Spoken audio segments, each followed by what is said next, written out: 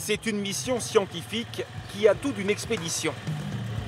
Un groupe de chercheurs français et sénégalais s'avance à moto dans la brousse, sur des pistes à peine tracées.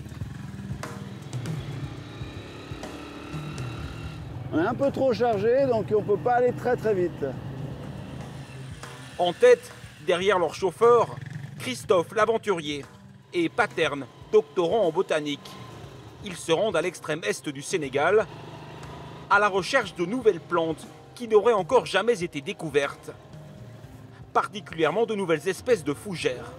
Ces fougères qui poussent apparemment dans l'eau et relativement en altitude sont a priori, pour certaines, inconnues encore au Sénégal.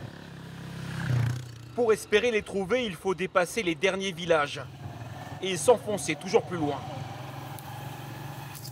Attention aux pneus.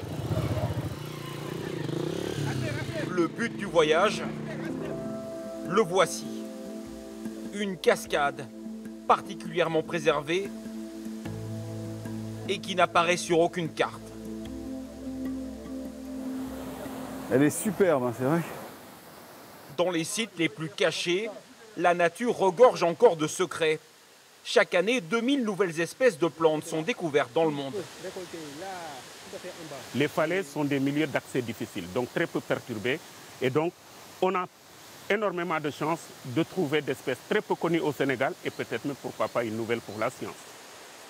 Et ces nouvelles espèces, c'est au cœur de la cascade qu'ils espèrent les trouver. C'est à Christophe et Théo que revient la tâche périlleuse. C'est haut, hein. 70 mètres de descente, on rappelle. On a toujours peur de se casser la gueule. Et après, un peu d'excitation. Ça fait une bonne adrénaline. Si ça bouge trop, tu me dis, je remonte tout de suite. Juste accroché à cet arbre, Christophe se lance dans le vide. Au cours de sa descente, il va donc collecter des spécimens. C'est l'objectif même de la botanique, l'étude des végétaux au plus près. Alors j'essaye évidemment de ne pas reprendre 3 fois la même. Et donc tout ce que je trouve nouveau, je le prends. C'est assez simple. C'est un travail simple, hein, un peu physique quand même, un peu dangereux, mais rafraîchissant aussi. Avec des trompes d'eau sur le casque, il est difficile de discerner chaque plante. Alors les deux chercheurs cueillent tout ce qu'ils voient, sous le contrôle de leurs collègues restés en bas. Les sacs se remplissent et c'est le plongeon final. Juste en bas de la cascade, Paterne a lui déjà une première surprise.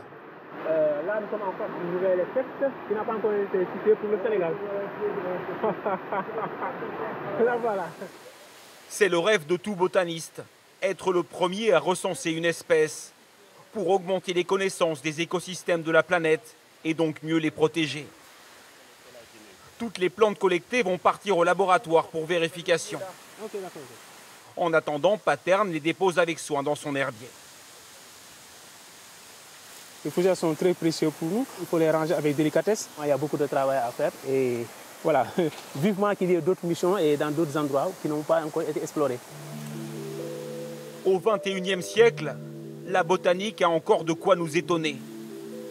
Selon les estimations, 10 à 20% de la flore mondiale serait encore à découvrir.